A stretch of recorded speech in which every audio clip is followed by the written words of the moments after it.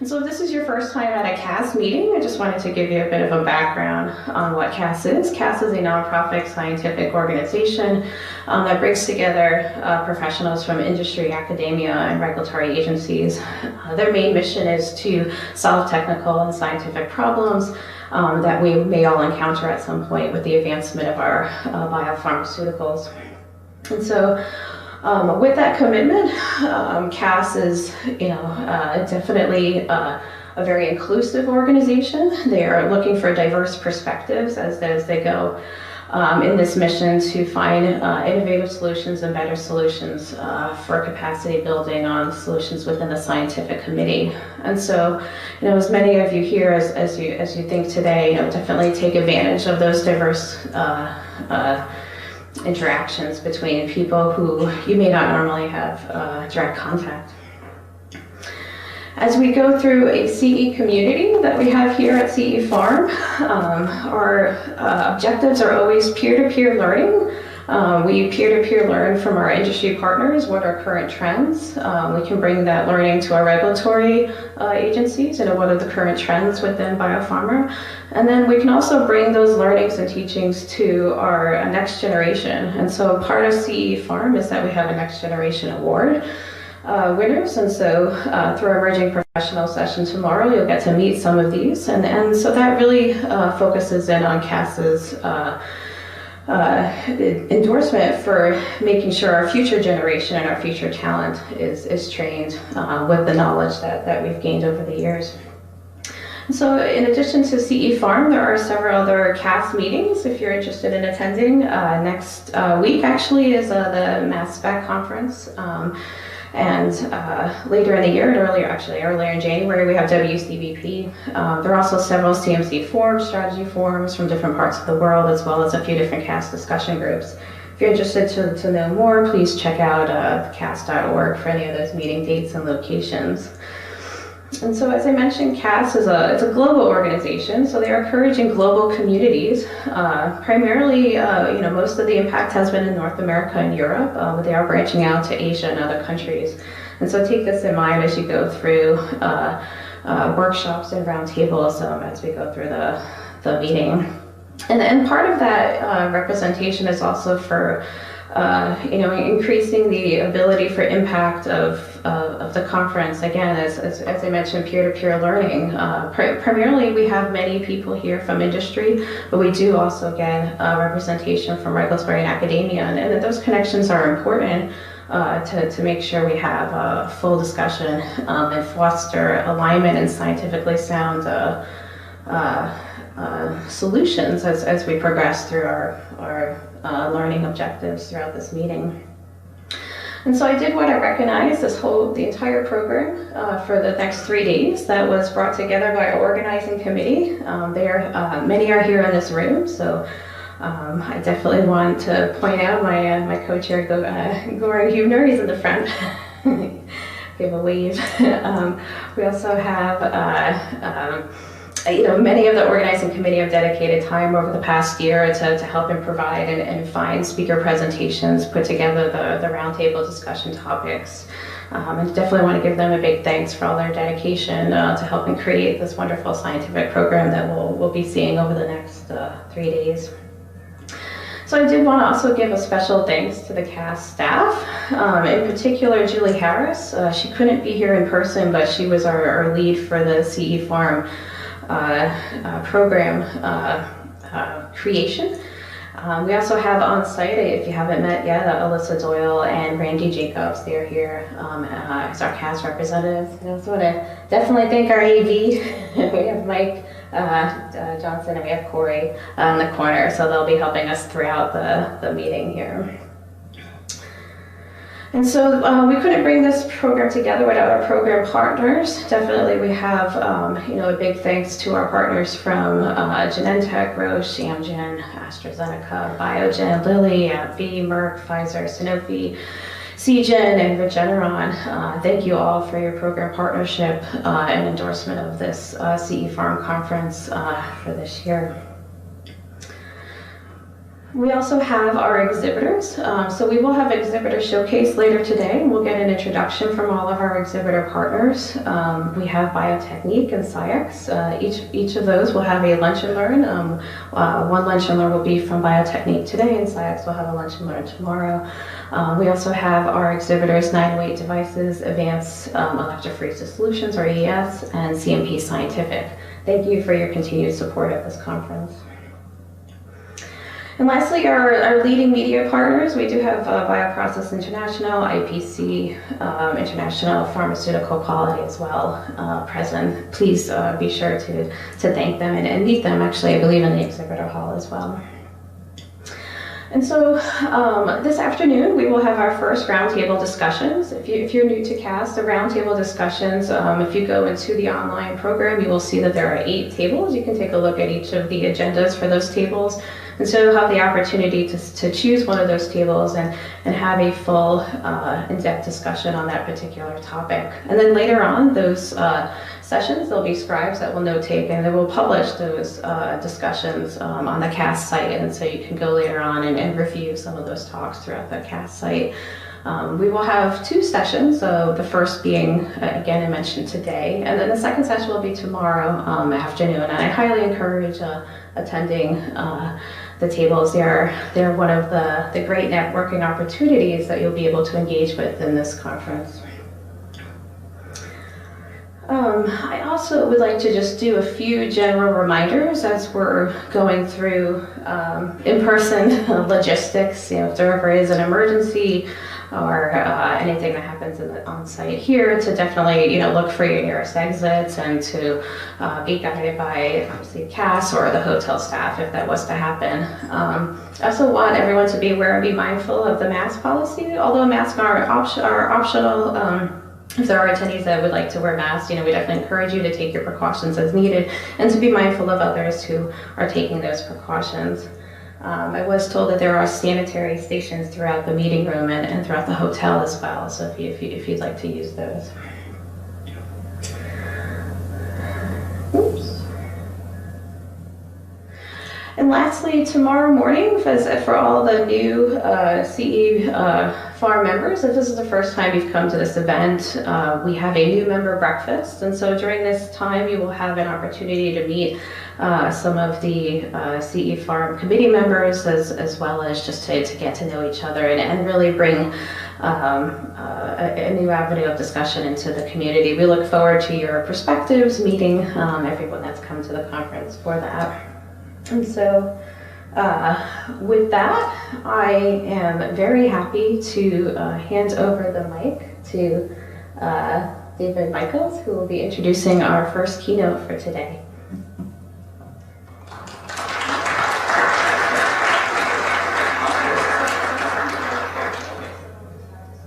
Got it.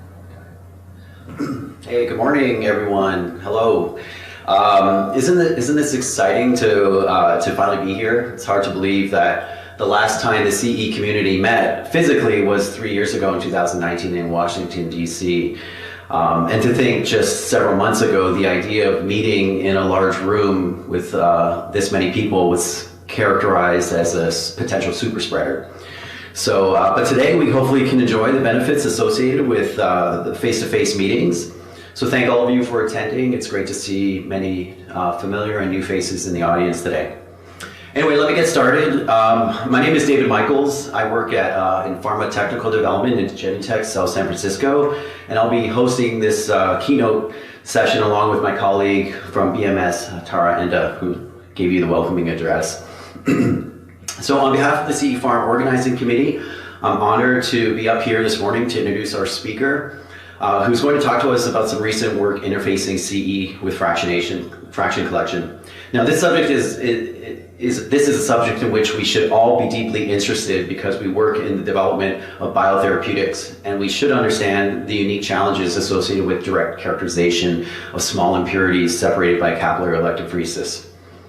Now, our speaker, although having spent his entire academic career teaching and advising in Wyoming, Edmonton, Canada, Seattle, and Notre Dame, has recently relocated to Vancouver Island, not more than a 6-hour drive from here and a short ferry ride. to embark on one of life's most rewarding chapters, retirement. So we are very fortunate and grateful to have him with us this morning, and this could be the last time we see him at the podium. Since the early 80s, a career spanning over 4 decades, his research group has pioneered CE technology that has led to some of the most impactful applications used today, particularly pushing boundaries related to detection sensitivity, throughput, and characterization. Early in his career, he introduced and demonstrated the concept of single molecule detection of large proteins. Those limits were pushed even further through the design of a post-column detection using a novel sheet flow cuvette, which set the foundations for measuring the activity and activation energy of single enzyme molecules. And during this era, his group creatively coupled the sheet flow cuvette along with fluorescent chemistry to develop the first capillary electrophoresis instrument for high throughput DNA sequencing. This critical design was patented and commercialized as the Applied Biosystems ABI 3700 DNA analyzer, which, as you know, was the workhorse used by Celera in hopes of the first private company to sequence the human genome. This achievement earned him recognition as the unsung hero of the Human Genome Project, according to Science magazine in February 2001. Now, at the turn of the century, he directed his research to chemical cytometry, primarily developing novel multidimensional tools such as 2D CE, coupled with fluorescence detection and mass spec detection for application in the field of single-cell proteomics. And over the last decade, his lab successfully developed and commercialized a novel CE electrospray ionization interface, which some of you may be using today if you purchased the interface from CMP Scientific. With that, ladies and gentlemen, please join me in welcoming our very special guest and keynote. He is an emeritus professor of the chemistry and biochemistry department at the University of Notre Dame, Dr. Norman Dovichi, or as most of us refer to him as Norm.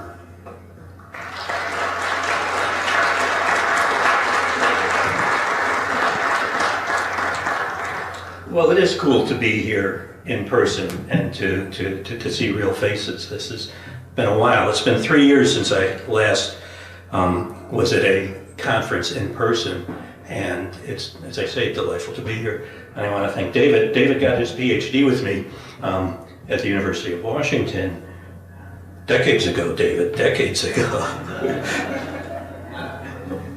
And it's always a pleasure to see alumni from my group. I'm going to talk to you about work that we've been doing primarily over the last decade, although it gets a little bit older. But I want to thank the organizers of this symposium for having me speak today, because today is September 19th, and September 19th is the official International Talk Like a Pirate Day. So I have 3 questions for you. The first question, how much do pirates pay for their piercings? David. A buccaneer. What's the second one? Oh, what does an octogenarian pirate say, or what do octogenarian pirates say on their birthdays? Aye, matey. And then finally, what is a pirate's favorite amino acid? Arginine. Excellent. We have some kindred spirits here. David gave you a brief overview of my history. I'm going to put it on a map. I grew up in Chicago. Do we have a pointer? Is there a pointer around? Do you guys have a pointer? Pointer, laser? No pointer. It doesn't matter. I grew up in Chicago, in the middle part of the United States. And I went to school, got my bachelor's degree at a place called Northern Illinois University. Northern Illinois University should be near and dear to this community, because when there was something in the water fountain on the 4th floor of Faraday Hall. But 4 of us undergraduates went on to academic careers. So one name you'll be familiar with is Jim Jorgensen, and Jim graduated 2 years before me and then went to a long and successful career at Chapel Hill. Mary Worth was there, and graduated a year before me, and she went on a peripatetic career, but ended up at Purdue University. And finally, Mike Spaniak was at the University of Tennessee for many years. And so somehow, actually I know what it was, Joe Pesek was there at Northern Illinois University, and he left Northern and went to San Jose State University, where he's had a long career in separation science. Cool, thank you. They usually don't let me use lasers. It's kind of exciting.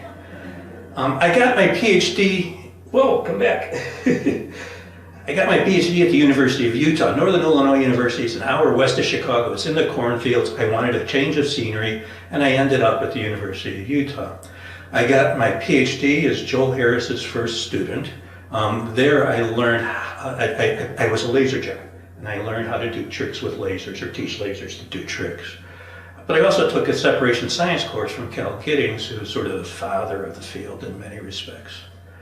I did a postdoc for 2 years with Dick Keller at Los Alamos. That was in a physics group, or physical chemistry group, which frankly wasn't very useful. But I also had the opportunity to spend half of my time with a biophysics group, which was extraordinarily useful in my career. And in particular, I worked with a flow cytometry group and got to understand a little bit about how biologists think and what challenges they face in their work. And that's where we did some of our first high sensitivity fluorescence detection. I started my academic career at the University of Wyoming. Why at the University of Wyoming? In 1982, when I started my career, there were 4 academic positions open in North America in analytical chemistry, and Wyoming was one that's as good as any of the others. But after 4 years of hard labor in Wyoming, I escaped across the border to Edmonton, Alberta, and the University of Alberta, which has and still had and still has a thriving analytical community, certainly the best in Canada. One of the best in Canada, I'll say one of the better ones in Canada. Xiaoji Wu's here and he'll contradict me and say Waterloo. In Alberta, as David said, we developed a high throughput DNA sequencer, did single molecule chemistry using capillary electrophoresis. It was a fun time. But after 16 winters in Edmonton, I moved the group to Seattle and the University of Washington, where we began the single cell analysis project, which, how do you take a single cell, a minute amount of material in there, tear it apart and analyze the contents? And capillary electrophoresis was a useful tool there. That's also where we began to develop our electrospray interface for capillary electrophoresis. After a decade in Seattle, I moved back to the Midwest to the University of Notre Dame, where I spent a decade there, and we continued the development of our electrospray interface, and we did the work that I'm going to talk about, most of the work that I'm going to talk about today, which is interfacing capillary electrophoresis with fraction collection. And then finally, I retired 2 years ago to Victoria, British Columbia. That's at the bottom left-hand corner of Canada. You see a map of Canada, bottom left-hand corner. But I continue to run a small group at the University of Notre Dame through the miracle of Zoom. Victoria is on Vancouver Island. It's confusing because Vancouver is a different city, it's a different place, a very different place. But Victoria is on Vancouver Island, down at the bottom of the island. It's probably the warmest place in Canada. It has the mildest climate. We have had snow each of the last 2 years. It melts within a day, and for Canadians, it's really kind of a magical place. Finally, in the middle of the island is a large provincial park, Strathcona Provincial Park, and I went on my first backpacking trip in 3 years up there last month. And so I'll show you a few of the slides from that hike. And here's the first one. This is one of the most popular trails in the park, and it's remarkably well engineered, tidy, neat, Canadian. A nice Douglas, the trail in parts goes through a nice Douglas fir forest. The undergrowth is blueberries, huckleberries you might call them. Finally, I get to talk about science. And the talk will have 2 parts. The first part will describe the instrumentation that we use for fraction collection. And the second part will talk about applications and some unusual, and I'll even say damned unusual, electrophoretic detection methods that I'm kind of proud of, kind of pleased with. I've spent most of my career developing high sensitivity detectors for in particular for capillary electrophoresis, and there's some interesting ones coming up. So the basic instrument, though, is a fraction collector. This comes from, I have to review capillary electrophoresis. How many of you have heard of this? I guess I'm carrying coals to Newcastle. So the idea is for capillary electrophoresis, we string a capillary between two reservoirs that contain some sort of buffer. The proximal end of the capillary is where we'll inject our sample by dipping the capillary into the sample and applying pressure or voltage briefly. Then we'll swap back to our source buffer. At the distal end of the capillary will be some sort of detector, either at the end of the capillary or near the end of the capillary. And we apply high voltage, which drives the analyte through the capillary to the detector. What we're doing is replacing that back end detector and buffer with a fraction collector. And then we'll do offline detection.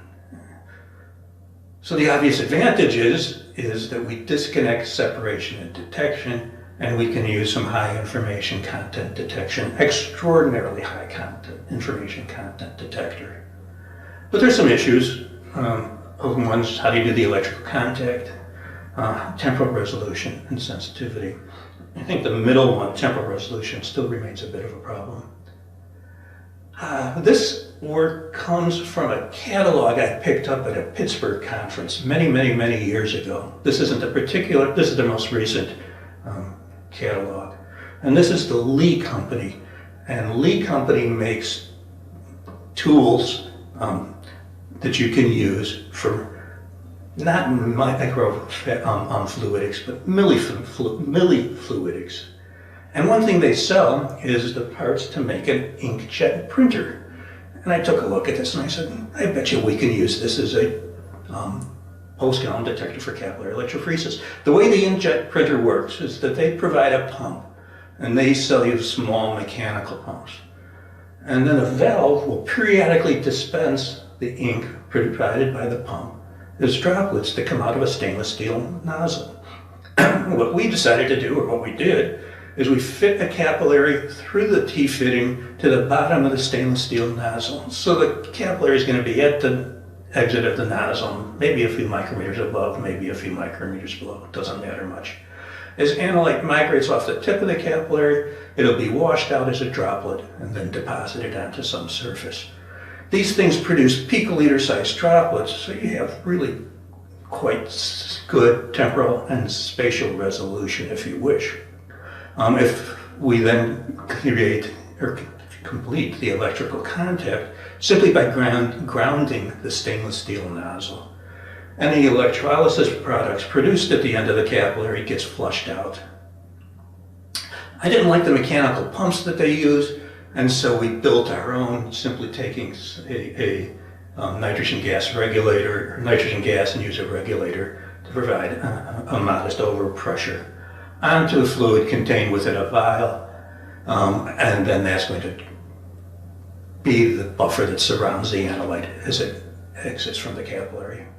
So the overall instrument, we have source, capillary where we do the separation, analyte exits the capillary and is entrapped and then deposited by the inkjet printer. We deposit onto some surface. The data that I'll show you in order will be a multi-plate, a microtiter plate, a Petri dish, electron microscopy grids, and you can imagine other surfaces which you can deposit. And so that electron microscopy is kind of cool. We couple capillary electrophoresis with electron microscopy detection. Here it is in operation on a Petri dish. So the capillary is over here at the top left. It goes through a compression fitting into the T, thread through the nozzle, and analyte is being deposited onto the Petri dish.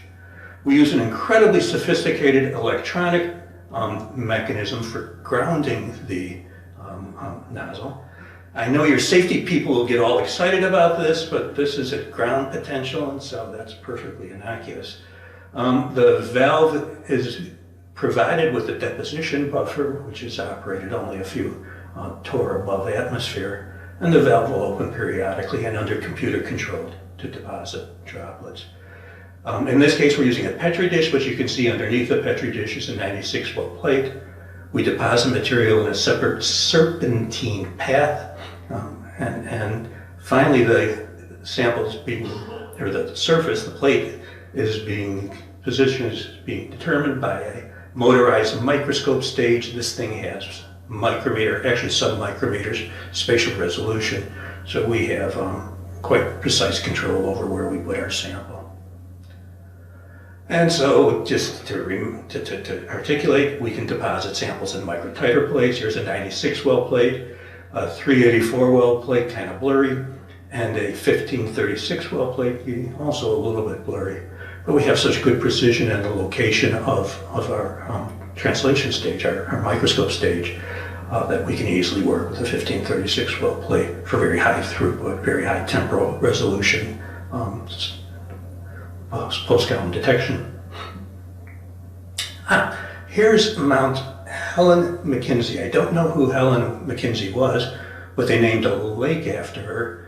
The park system conveniently provided a log to sit on, and so you can sit at the lake, watch clouds go by, and take a rest.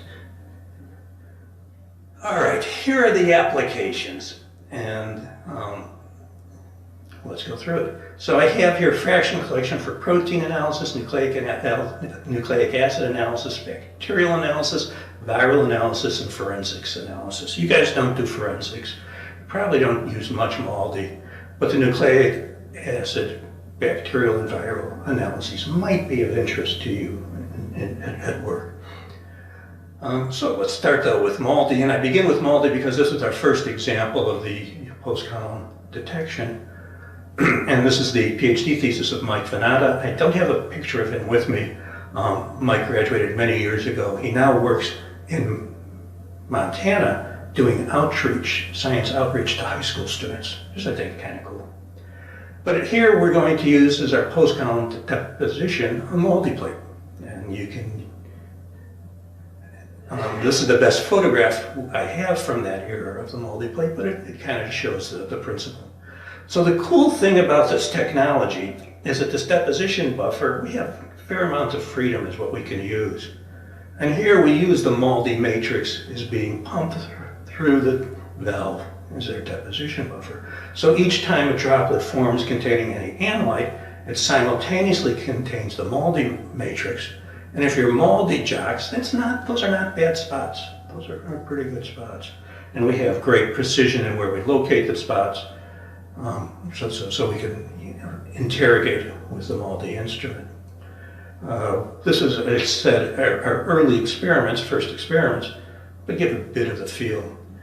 So here we have spot number. We do a serpentine path and deposit the analyte. We can then unwind the serpentine path and create a spot number or a time axis.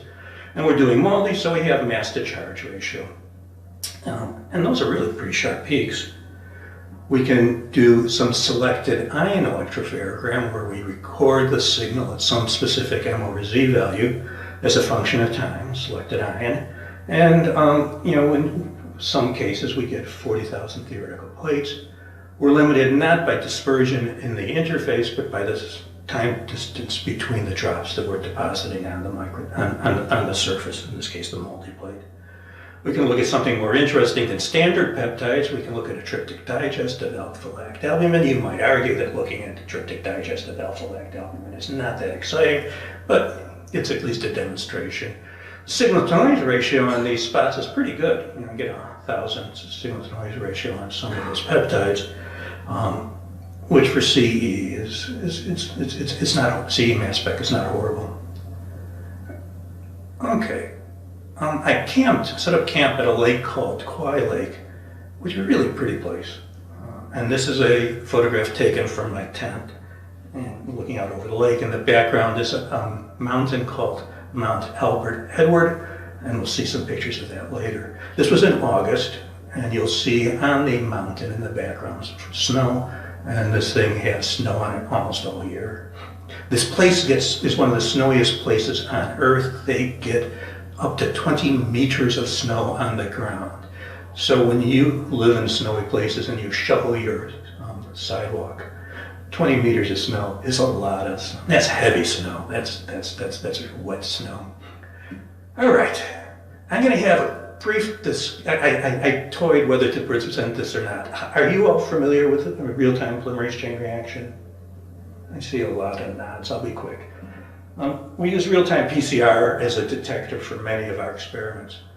And the idea here is we'll deposit analyte in a microtiter plate, and we'll dispense real-time PCR as our deposition, reagents as our deposition buffer. So we'll have DNA polymerase, deoxynucleotide triphosphates, primers in that deposition. And for real-time PCR, we'll include an intercalating DNA stain. And then we use a Bio-Rad 96 well real-time PCR. Actually, that can go 384 well. Real-time PCR analysis. So you do your separation, and then offline you read your output to your detection using real-time PCR. Just briefly for real-time PCR, it's like polymerase chain reaction with a monitoring the amount of product generated after each cycle using fluorescence. So we include an intercalating dye. The intercalating dye will bind to double-stranded DNA and create a fluorescent product. So with each cycle, we get roughly a doubling in the amount of material that we have present. It takes a while for the amount of material that we have to get off the baseline. But then we have an exponential increase in signal with cycle number. And then it saturates because we run out of primer, we run out of nucleotide triphosphate, and because of competition between the primers and the products in the hybridization step. In real-time PCR, we draw a line at a threshold. In this case, the threshold is a relative fluorescent units of 1,000. Where the signal crosses that threshold is called CQ or CT. You'll see both of those for the cycle number for quantitation, cycle number to reach the threshold. We also occasionally use the endpoint signal as our output.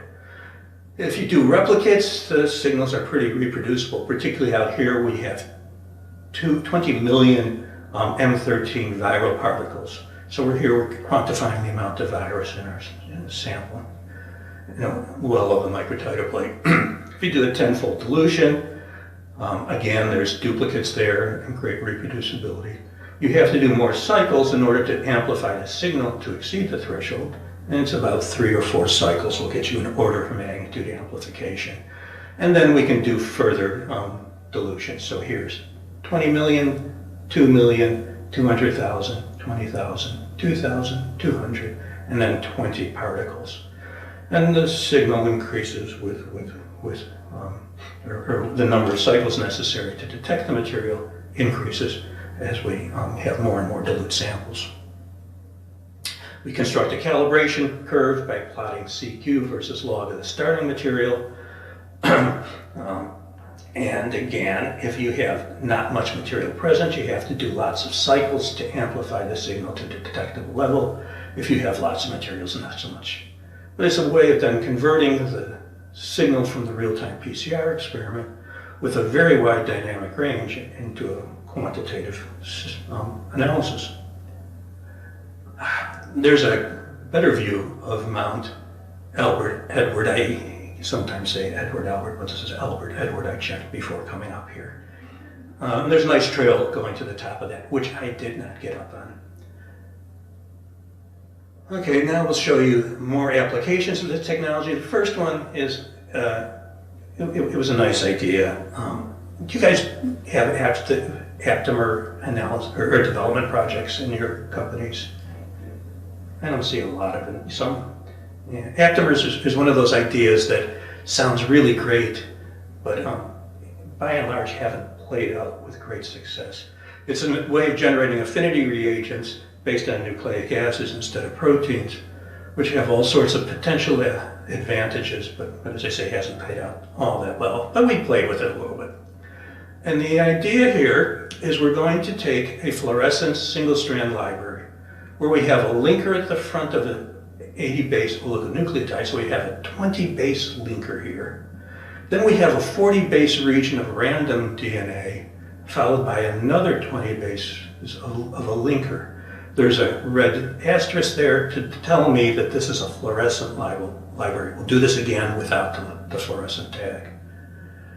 We worked a lot with double-split DNA back in the genome era, and one thing you notice when you do DNA analysis by capillary electrophoresis, particularly in the absence of a sieving medium, All oligonucleotides migrate at the same point in the electrophoregram. And we hypothesized that if we had a protein bound to the library, we would see a mobility shift. And if we could collect the analyte that has this mobility shifted oligonucleotides and analyze it, we would have a library of thrombin antibodies. Why do you use thrombin? We reuse thrombin because thrombin is the hydrogen atom, is just as hydrogen atoms are to quantum mechanics, thrombin is to aptamer development. Thrombin works really well for aptamer generation. We didn't explore anything more exotic or interesting.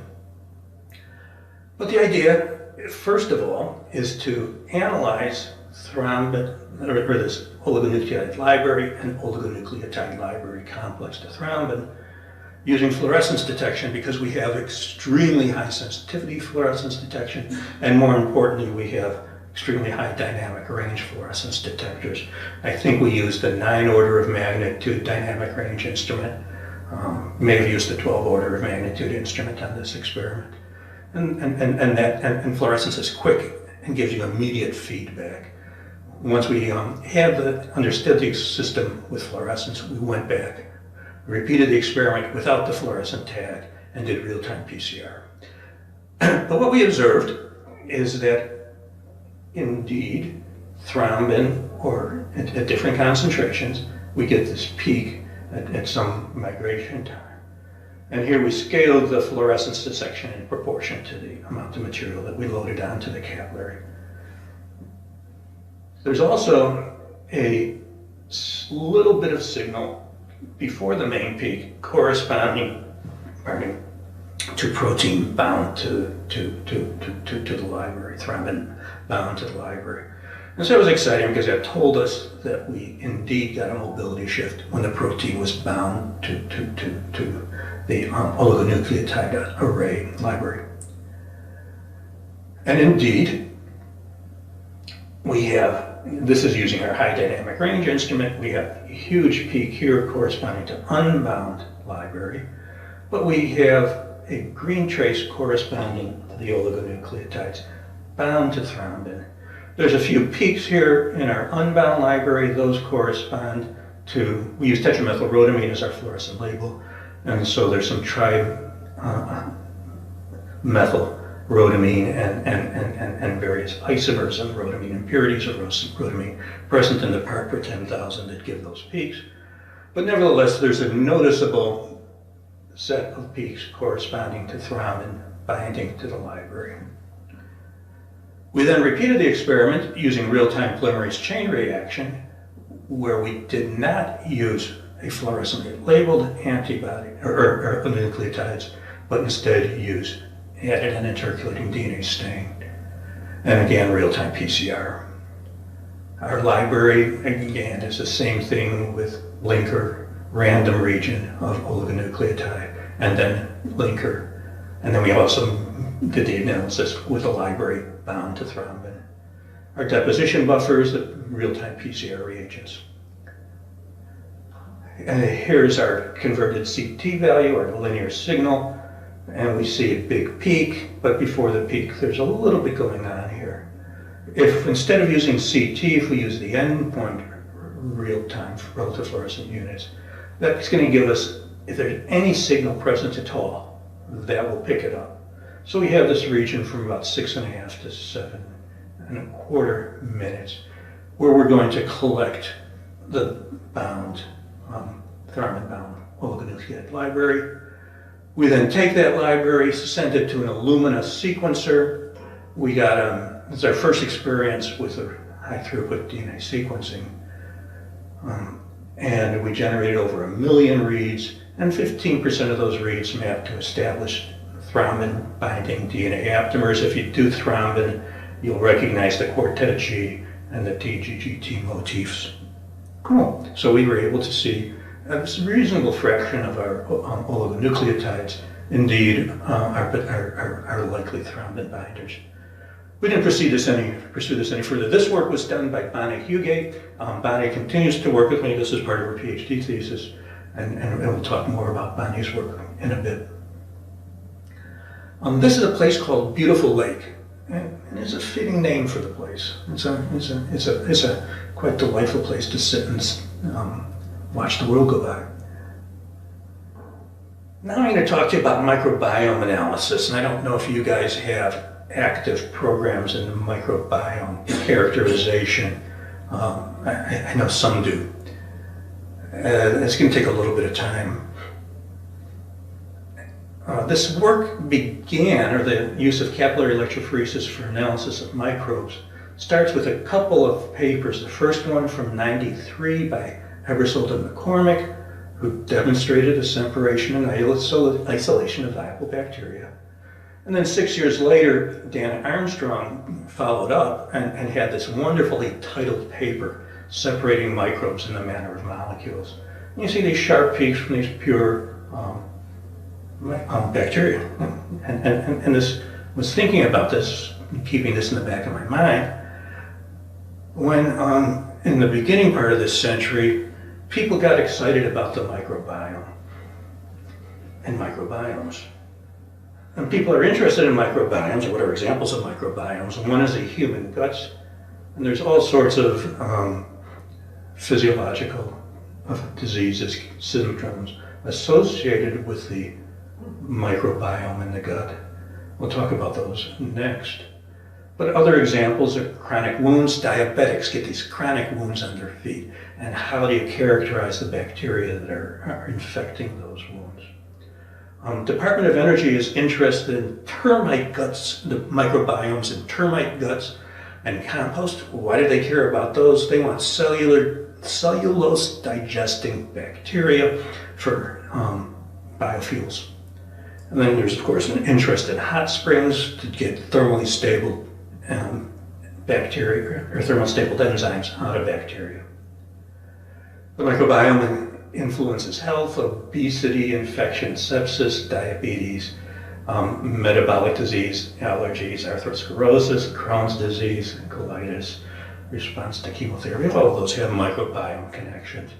Being able to rapidly and effectively characterize microbiomes is going to be of value. And microbiomes are huge. Half of the Earth's biomass is bacteria. It is estimated there are 5 times 10 to the 30th prokaryotes on Earth. That's a big number. That's compared to 10 to the 21 stars in the universe. So there's 5 billion bacteria for each star in the universe. I don't know if you saw this photograph taken by the Webb Space Telescope earlier this summer, but this is their first deep space image. This corresponds to the patch of sky the size of a grain of sand held at arm's length. And each of those fuzzy spots is a galaxy containing billions of stars. There's a lot of stars out there. There's 5 billion times as many bacteria on Earth. So characterizing the microbiome is a real challenge. A typical workflow is metagenome, is the genetic content of a microbiome. The DNA or RNA from the bacteria will be sheared into fragments. Those fragments will be sequenced, and computer algorithms will be used to assemble the genome. This task has made Illumina a fortune. This is what most of Illumina's money comes off of. Bonnie Huguet works on this project, and she was thinking about this at Halloween, and she stole some M&Ms from her kids. She borrowed some M&Ms from her children, chopped the genome into fragments which were sequenced, and then put them back together to get the assembled genome. All right, that's reasonable.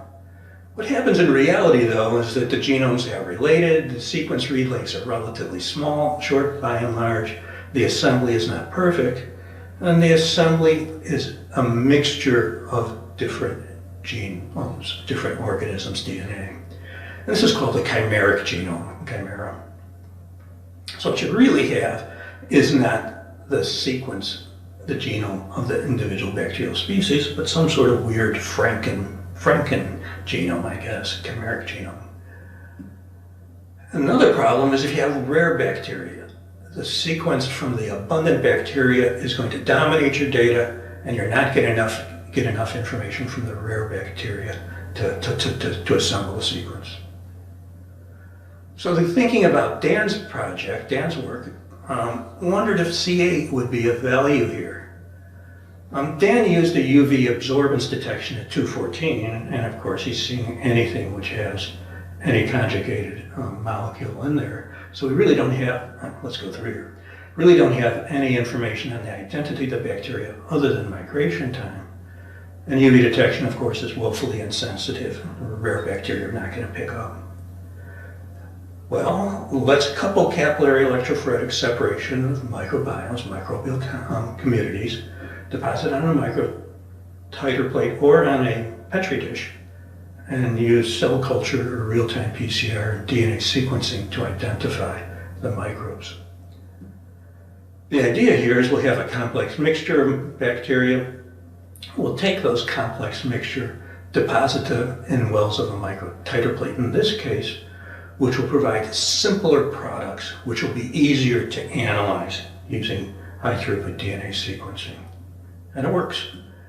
Another potential application is that if we have a rare microbe in a single well of the microtiter plate and all of the abundant microbes in another well of the microtiter plate, by separating the rare from the abundant microbes, we have a chance of identifying some of those rarer microbes. And it works. Our deposition buffer could be separation buffer, real-time PCR reagents, DNA sequencing reagents. Our sample, where do you get a complex microbiome? Well, we went to our county's wastewater treatment facility. We went to the primary settling tank of the facility. The kids would go out there periodically, come back with a couple of liters of sewage and process it. It's actually not as foul as you might imagine, or you might think. Well, we're going to first of all deposit it onto a culture medium. And the advantage here is that if we have any culturable bacteria present in our sample, one bacterium will give us a single colony. We have extremely high sensitivity, can detect individual bacteria. Here's some examples where we injected 1,000 cells on the left and 100,000 cells, bacterium on the right. All of those are estimates, of course. And here Bonnie thoughtfully produced a map of the microtiter plate and shows the serpentine path where analyte were deposited, and she color codes when she saw bacteria migrating from the capillary. On the left you can see a fair number of colonies, many more colonies of course on the right. We will take those, or what's this we stuff? Bonnie would take those colonies, she would sample them, culture the material, and then send it for DNA sequencing. And so we know what each of those colonies, the identity of each of those colonies is. You look at there and say, Norm, that's pretty cool. You have a fair number of fuzzy spots there, but you certainly don't have 1,000 fuzzy spots on the right, on the left, or 100,000 on the right. The trouble with this is that only a few percent of bacteria are culturable, and the vast majority of bacteria are not amenable to easy culture. So what we instead did is used Illumina deep sequencing for the microbiome. So the real world, people will take a microbiome sample, shear the DNA from the microbe, and throw it on an Illumina instrument. And if you pay attention to Illumina instruments, every year or two they come out with a new instrument that produces an order of magnitude more DNA sequencing. And the amount of DNA sequencing in these things produces truly astronomical. And what's driving it is the need to identify, to characterize the microbiome. Because what ends up happening is the highly abundant bacteria dominate the data. And they generate, well, let me show you. We did a control experiment where we took 10,000 unfractionated cells from the sewage treatment plant. And we did 6 replicates and went through the standard workflow. And we observed 38 genomes. We were able to assemble 38 genomes. We repeated the experiment and we got the same 38 genomes. We repeated the experiment, we got the same 38 genomes, and 38 genomes, and 38 genomes, and 38 genomes. The data are highly redundant, and the abundant microbes dominate the sequence. It was shocking. I was shocked when I saw this. It's an example where generating more sequence information gets you no more information on characterizing the microbiome. We then fractionated the microbiome, and Bonnie used 20 wells in the microtiter plate. So we're taking intact microbes, intact bacteria, depositing them in the wells of the microtiter plate, doing the deep sequencing. And I had not been aware of the capability of the Illumina instrument. But in this particular case, which was done about 3-4 years ago, we got generated 1.2 billion sequencing reads and 182 billion bases of DNA.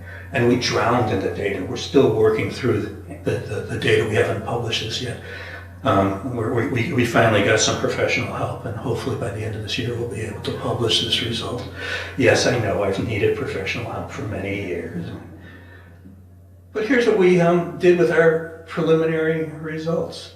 The first through fractions, the first three wells only generated a handful of bacteria. Now, this was in the void volume of the electrophoregram, and those were 2 or 3 microbes that contaminated our reagents. It's a dirty little secret of microbiology, but almost all reagents are contaminated by a couple of microbes. But then the fourth well of the plate generated almost 60 genomes. We got 50% more than analyzing the intact genome. And the reason is that that's a simpler fraction. There's fewer high abundant microbes contaminating the sequence, and allowed us to dig deeper into the sequence. And we continued marching through the electrophoregram, and we repeated it, and the results were remarkably reproducible. We got over 120 genomes off of this. This is a little weird and a little difficult to explain, but this is what the microbiologists do.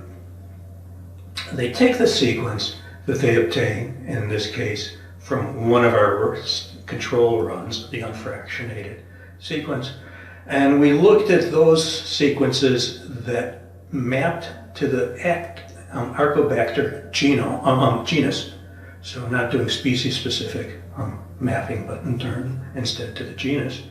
And you see a bunch of dark lines, and those correspond to hits in the Archobacter genus sequence. We did this 6 times, and if you pay attention, you can see that there are lines in each of the examples, each of the runs, and those lines line up. And what ends up is that 82% of the data we got in any of the runs was present in another run. We had 82% redundancy. And so this is beating your head against the wall and getting the same results. You repeat the experiment, you get the same results, which is good, I suppose, for precision, but not so good in terms of digging deep into the genome, into the microbiome. There's more, though. If you look at the inside of this plot, there's this multicolored trace. And that multicolored trace corresponds to a specific Archobacter species where that particular sequence maps. And you see it's a rainbow. And I think there's about 40 or 50 different Archobacter species were present and assembled into this genome. And inside is a phylogenetic tree. What this means is that the assembled sequence is a chimera, it's a hodgepodge. And we went through and for microbes that can be cultured, the sequences in the database are pretty good. For microbes that can't be cultured, the assembled sequence in the databases are all chimeric as far as we can tell. They're all mixtures. We look at our fractionated data. We took 3 wells from, we figured that they're not going to get all the bacteria in a single peak, but they're going to be in adjacent wells of the microtiter plate. And we did 2 runs of the 10,000 cells. We observed very little redundancy, and we observe a monochromatic taxonomy, all of the reads mapped for this particular experiment. We picked the reads that mapped to Archobacter sphaerius. Here is a rock cairn on a trail where decades of kids have assembled into a pyramid along the trail. You're not going to get lost there in summertime. In wintertime, there's 20 meters of snow, so be careful if you're out there on your skis. Two more quickly. Phage analysis, and here we're going to use real-time PCR, DNA sequencing, and electron microscopy to characterize environmental samples. Phage are bacteriophage. Those are viruses that infect bacteria. Why do you care about phage? You're in the pharma industry. There is a obscure history of the use of phage as antibiotic therapies. These phage will kill bacteria, and the Russians in particular, the Soviet Union era, spent a fair amount of time investigating the use of phage as antibiotics. It's not a great idea because of the CRISPR-Cas system will be, the bacteria will develop immunity to phages. But it appears that if you treat with 2 or 3 or 4 phages simultaneously, the bacteria can't keep up and ends up being a potential therapeutic antibiotic. Phage kill bacteria. We grew the E. coli infecting phage up. And what we did is we took a Petri dish and coated it and grew a lawn of E. coli. And then we deposited separated phage onto that plate. Where the phage infects bacteria, it kills the bacteria lyse, they spew out more phage, which kill the neighboring bacteria, and you end up with holes in the lawn, which the biologists call plaques. High sensitivity, of course, because a single virus can generate a plaque. We started out using standard phage. One's 5X174, a DNA phage. Q beta is an RNA virus, and then M13KE is a variant of the M13 MP18 sequencing vector. We deposit them in microtiter plates. We can do real-time PCR. We get nice linear plots. The Q beta data are offset from the others because Q beta is a RNA phage, and we have to go through a cycle of reverse transcriptase to first convert the RNA genome to DNA, which we then will amplify using real-time PCR. Here's what happens if you do capillary electrophoresis on these. Phages, by and large, are pretty homogeneous organisms. Some of them can be crystallized. And so who's this? This is 5X. We see it creating in a couple of wells at about 2.5 minutes. Q beta is about 3.5 minutes, and M13's out there at 6 minutes. You can mix them together, and we have here our selected organism electrophoregram by analogy to selected ion electrophoregrams. We can pull the amplified products out, and here we did Sanger sequencing on the M13 using amplified products using M13 primers. So here we have Sanger sequencing as our detector for capillary electrophoresis. But the more interesting or obscure detector is electron microscopy. We can put electron microscopy grids in the wells of our microtiter plates, which capture the viruses. We can then go to our electron microscopy facility and visualize them. This was Bonnie's work. And here are some images of Bonnie's phage. Let me blow them up. Here, early migrating phages tend to have a structure which is reminiscent of 5X. Some of them look like lollipops. Later migrating phage have these tails, these flagella, the thelai. They're not quite as well behaved during electrophoresis as the early migrating ones. But we can use electron microscopy as a detector for these separated phages. There is some mountains in the background. It's a mountainous place. This is a rugged terrain. The last one is an application to forensics. This was work done by Sarah Wright. Do we have any Merck people here? Anyway, Sarah is at Merck. You may know her. She's a pretty colorful kid. There's a huge, what Sarah was working with Bonnie on the bacteria separations, and she said, well, we're able to separate cells based on electrophoresis. She was aware that there's a huge background of unanalyzed sexual assault kits. These are the rape kits.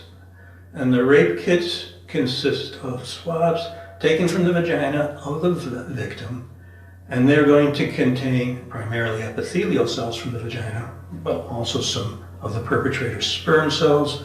If one can extract out the DNA from their sperm cells, you can sequence them and hopefully identify the perpetrator. But there's this huge backlog of the unanalyzed kits because this is a tedious task. Sample preparation is required to deplete the highly abundant epithelial cells and enrich sperm cells. Protocols currently use differential extraction with detergent lysis, followed by DNA sequencing. Slow, manually intensive, and subject to contamination.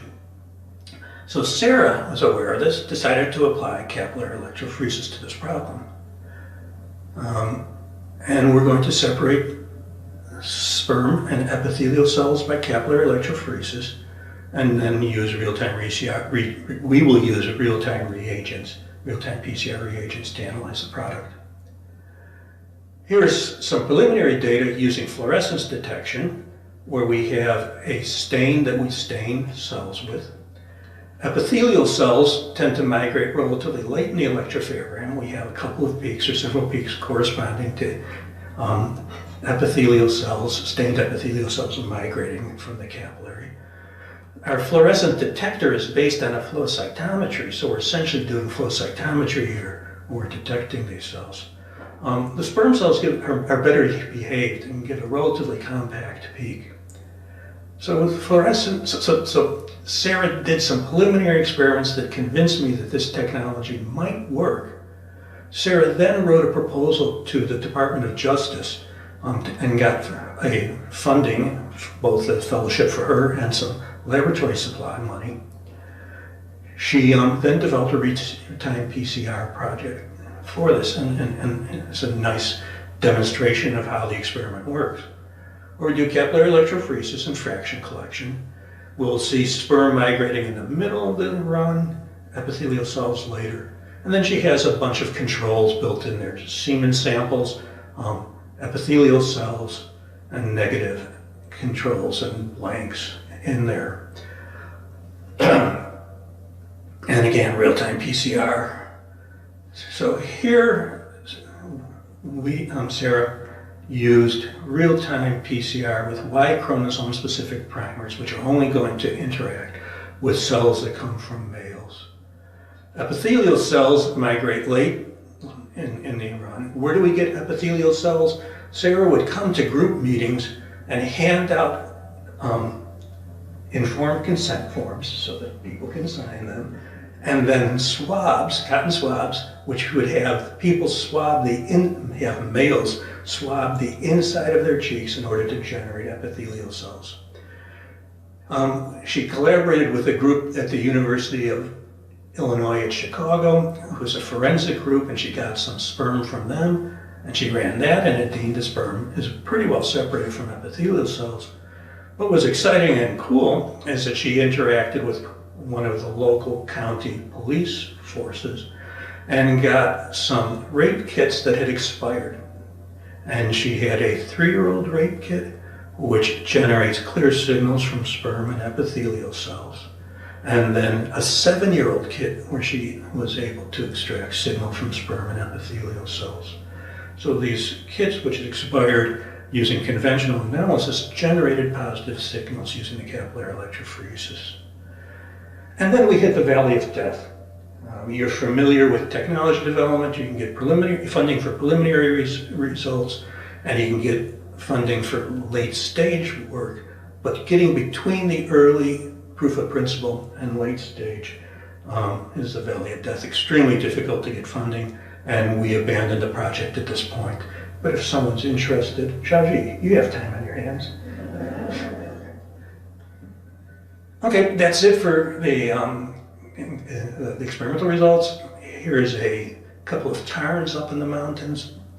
I want to acknowledge funding, NIH and Department of Justice again, Sarah's work on the Department of Justice. Here's a photograph of the group about 5 years ago. I want to highlight Bonnie Huguet, who has got her PhD with me and is now a research scientist in my group, and Sarah Wright, who is now at Merck. I also want to acknowledge Professor Matthew Champion, who's a professor at University of Notre Dame and keeps an eye on the kids in my absence. So let's give him a halo. Good, Matt. And finally, some words of wisdom to you young people. Now that I'm an old fart, I get to give words of wisdom.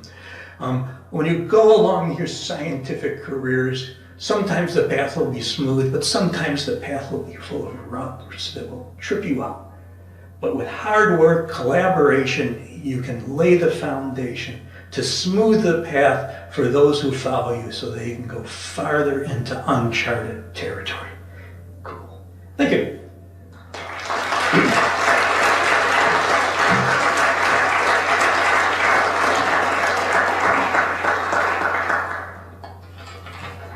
Oh, questions? Yes. Any questions from the audience? We have a couple mics, right? We have a few mics.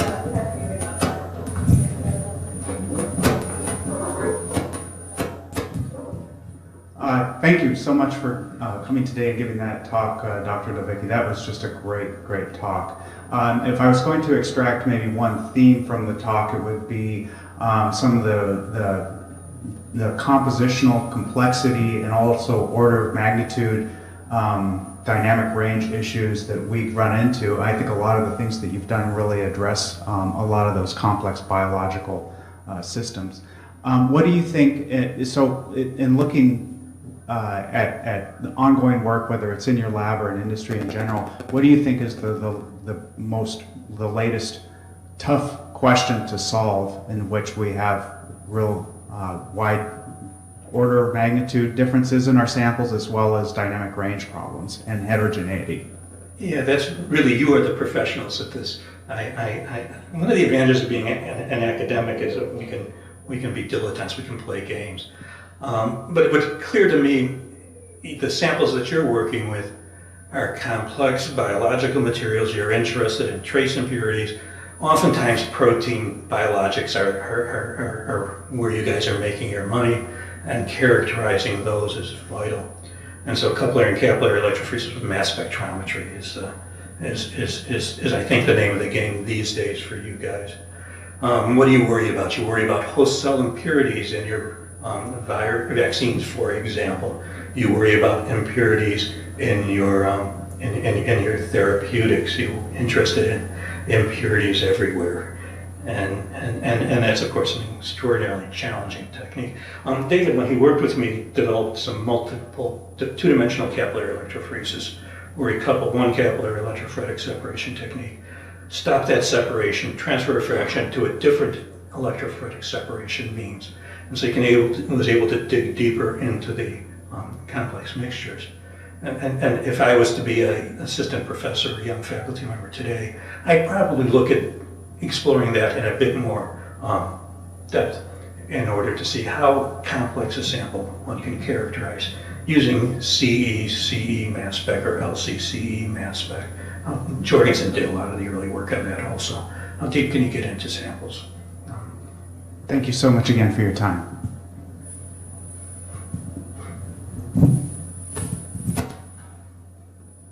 I do have a question online from Carrie Singer. She has a two-part question. Because the first one is, in your preparative system, do you have recommendations to prevent evaporation of the PL fractions? So it was a question, do you have any recommendations of how to prevent evaporation? Evaporation, that's a good question. Probably the simplest thing to do is to use a multi-channel pipetter and put in some buffer or water, distilled water into the wells of the microtiter plate, so that any evaporation happens is minute compared to the size of the sample that you're working with. So for a while, Bonnie was doing this with a manual one-channel pipetter, and she developed really massive thumbs, and was kicking her children's butts in prom wrestling. So she now has a multi-channel pipetter, which is more efficient. The second part of her question was she was very excited for the preparative system when you were talking through it, and she mentioned the deposition buffer will create a pressure difference over the capillary. She wanted to know how do you compensate for this, and how do you guarantee that the pressure and compensation mechanism is constantly controlled and reproducible? Oh, that's interesting. We are not using commercial instruments. We use homemade instruments, so we don't have any pressure compensation. We don't have any pressure compensation in the instruments in our lab. But if you look at the design, the tip of the capillary is at the exit orifice of the nozzle, and it's pretty much at atmospheric pressure. So when we pressurize the pump when we energize the valve to deposit a drop of sample onto our fraction collector, we're not going to be putting a huge amount of pressure across the capillary, but I've not investigated it. I don't know. Are there other questions in the room for Norm?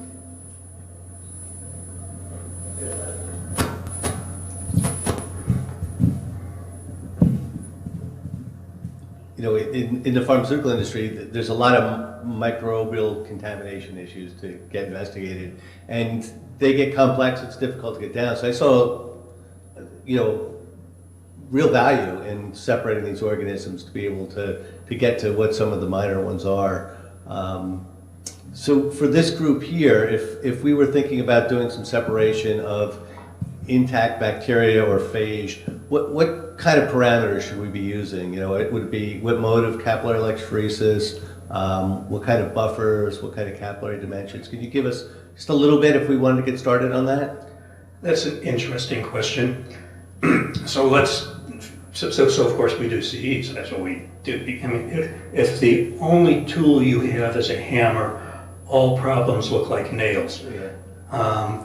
There's of course a serious disadvantage of capillary electrophoresis in such an application, and the amount of material you can inject on the capillary is small. So you'd have to do some sort of pre-concentration of the sample in order to get unless you have a disaster, you're not going to have lots of bacteria in your pharmaceuticals. And so you're going to want to spin it down, maybe filter it to concentrate those impurities. Most of your impurities, I suspect, are going to be relatively small numbers of bacteria.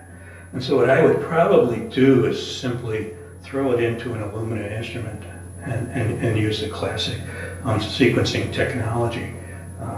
And you'll get more data than you would want, but nevertheless, that's probably the straightforward way of handling it. I assume that the impurities that you guys are dealing with are a relatively few number of bacterial species. Yes. And thank you very much for your presentation. It was very inspiring and energizing. Thank you. I do have another question from online. It's from Rosa Hagas. She would like to know, how do you match the dots of the mass data with the electropherogram? Would you get this match by analyzing your sample using CE and UV detection? So essentially, I think this was back to the MALDI. I apologize. One of the problems getting old is the hearing. Oh, okay. Really good. Sure, I can repeat it. She's interested in the electropherogram. I'm sorry. Oh, sorry. So she wanted to know, how do you match the mass data? So essentially, she was looking at the dots, the mass data on the electropherogram, but what you're analyzing with your samples using CE UV detection. How do we match the? Yes, I think it was more when you had the MALDI slides up. How were you correlating that to the CE separations? So, Let me answer a question. It may not be the question that was asked. Okay. But the question is, how do we match the real-time PCR data with the electropherogram, with the electrophoretic process? It could be the real-time PCR, sure. Okay. Sure, okay. Okay, well, I don't have a clarification. if you listen to enough politicians, you answer the question that you want to answer, not the question that was asked. And so the question that I'm answering is, how do you correlate the data between CE and the real-time PCR? We have a computer control, which is depositing droplets under computer control with great temporal precision. We know where they're falling because of the microscope stage has great spatial resolution. So correlating between the output and time is pretty straightforward. But that was a different question that was being asked. I apologize to the... It was a good answer. It was an interest. I'm not sure on the question. I apologize, but I think the droplets correspond to time axis, and so we have detection using fluorescence, and there we have a time axis, and here we can easily convert the droplets into a time axis. I guess I know we have maybe about 1 minute left, and then we'll switch over to our next part of the talk. So I do want to see if there's any last question in the room. No? Okay. Say one more. No. Yeah, thank you. I have a technical question about your phage display example. You're depositing a phage library onto a microtiter plate that contains an E. coli lawn. Is that phage actually a library? Am I understanding that correctly? No, those were 3 standards. Okay, thank you. No, actually that wasn't 3 standards. That was, I take that back. Those were phages, E. coli infected phages we extracted from the microbiome at the sewage plant. So those are E. coli sewage or infecting. Those are phages that infect E. coli, and they were taken from the sewage system. So that is a library. Okay. And then so from that perspective, the phage separation itself that occurs in the capillary electrophoresis dimension, is that separation then based on either the protein coat of the phages and the individual differences of that, or is it based on the nucleic acid content of the phages, or is it both? Well, who knows? Electrophoresis is based on the mobility of the molecule, and electrophoresis, I've taught this so many times, is based on the size to charge ratio of the particle. And anything that affects the size and the charge will affect the mobility. So you said phage display.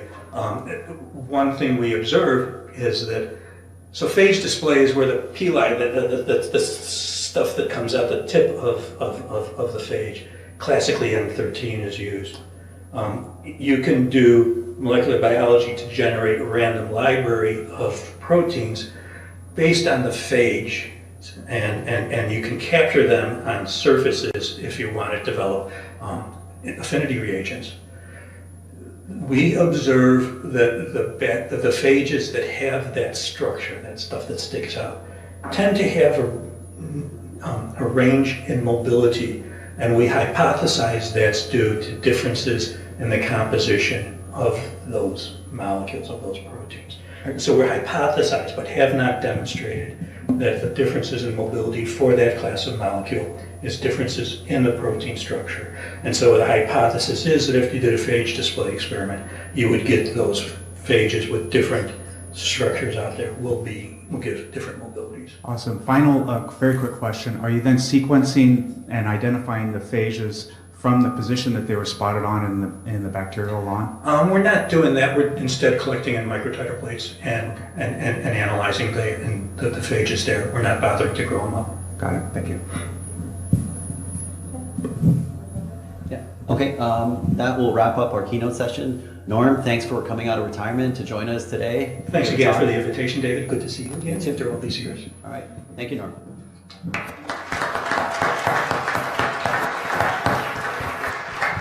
My name is Göran Hübner. I'm with Boehringer Ingelheim in southern Germany. And on behalf of the CE Pharm Organizing Committee, it's a great pleasure for us, for me and Tara, to introduce you to the CE Pharm Award and to this year's CE Pharm Award winner. So I know there are a couple of new first-time attendees here, so I'm going to introduce you what is the CE Pharm Award.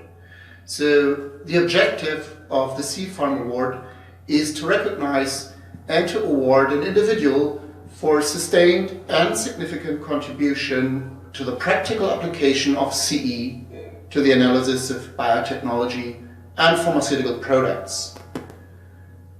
So by this, we're meaning that we're looking for colleagues who advocate for CE from biotechnology and pharmaceutical industry. We're looking for colleagues who are responsible for technical advancement or who are considered as leader in developing and implementing various CE applications, such as, but not limited to, new CE applications for R&D, CE method qualification or also validation, CE method transfer, and of course these colleagues have high technical reputations in terms of number of presentations, publications, and patents. We're looking as well for colleagues who are dedicated to CE Pharm, be it as a speaker, a tutor, a poster presenter, or even as a committee member. And they're mentors, advisors, and they advocate industrial-based CE practices. Having said this, I'd like to hand over to Tara. Yeah, so since 2006, we're highlighting over our past winners, and we have a few photos of our past winners. In 2006, the award was given to Notre Guzman from Johnson & Johnson for his dedication to CE.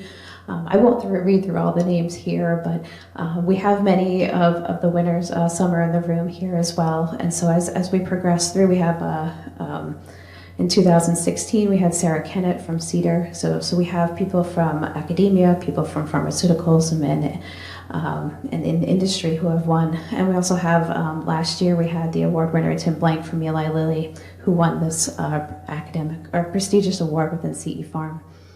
And so this year, we did want to introduce our CE Pharm Award winner. And so I know on the next slide. So we're going to kind of two-person show, right? So let us take a few more minutes to introduce this year's winner. So this year's winner, of course, contributed to analytical chemistry research for almost, I could say, more than 4 decades. This year's winner has over 300 publications and 19,000 citations of those publications. And what I recently learned, out of these 300 publications, there are roughly 290 publications with more than 10 citations each. I guess the remaining 10 are publications from 2022, so no one had enough time to really cite them. The top-cited paper has over 600 citations, and it focused on subatomal amino acid analysis by ZZE lift detection. So this was published in the late 1980s. At that time, I just went to secondary school, and I have to admit I didn't take notice of the paper at that time. Sorry for that. This year's winner serves as editorial roles for 16 different journals, including 16 years spent as one of the associate editors for analytical chemistry. And this year's winner is an outstanding mentor and CE leader who graduated 69 PhD students, 11 masters, and more than 70 undergraduates, and I think also a total of 40 postdocs. His lab pioneered the nanospray sheath-flowed CE interface, enabling high-efficient and high-sensitive peptide analysis. So this when I first time recognized the name of the winner. That's when my former supervisor of my PhD thesis from somewhere really borrowed the CE instruments. We were a group, we were an entire institute, no one had any idea of how to do CE. He borrowed the CE instrument and he asked me to start to analyze our analytes using CE. I had no clue what CE was. and also to hyphen this to mass spec. So this was really a challenge. And then I first time read a paper of this year's winner, and it was about hyphenation of CE to mass spec, actually. This year's winner presented over 200 plenary talks, award lectures, and many more invited speakers, invitations as well. And this year's winner contributed over the years significantly to capillary gel electrophoresis methods used also for DNA sequencing. And with that, our winner this year also holds several patents, including one for this multi-capillary biochemical analyzer. And to give a further hint that was mentioned earlier in a great introduction, and actually was highlighted during a talk earlier today. If you haven't guessed. It's not only that difficult, right? We'd like to congratulate this year's winner, Norm Dovichi, for his outstanding work in CE capillary electrophoresis, and our CE award winner for 2022.